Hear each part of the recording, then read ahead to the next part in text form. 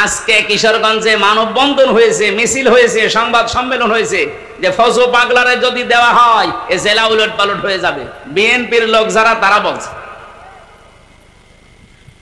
পাবনাতে হাবিবুর রহমান হাবিবের নামে সংবাদ সম্মেলন করেছে আর এক দল, যে ওরে যদি দেওয়া হয়, ও এসেছে ছাত্রদিক থেকে, ওরে দিলে আমাদের এই জেলা উলট পালট করে ফেলবে। তা আপনারা জামাত ইসলামী বাংলাদেশের বিরুদ্ধে লাগার কথা বলে আসলে তো সরাসরি লাগেন আপনারা ইসলামের বিরুদ্ধে। এ জাতি এখন আমার মনে হয় পাগল, যদি একটু ভালো হয়ে যায় সবই বুঝে ফেলে। এই জন্য এরকম পাগলামি যেন আর কেউ না করে। এই এলাকায় যদি এরকম পাগল থাকে, সিরাজগঞ্জে না রেখে পাবনায় পাঠিয়ে দেবে। এই কথা বলেন না কেন? পাগল বাইরে থাকলেই সমস্যা। সেদিন গিয়েছিলাম পাবনায়, যে দেখলাম পাগল বেশি নেই। কর্তৃপক্ষের একজনের সাথে কথা বললাম, বলছে হয়তো পাগল ছিল কিন্তু সব চলে গেছে, আবার যদি পান পাঠাবে।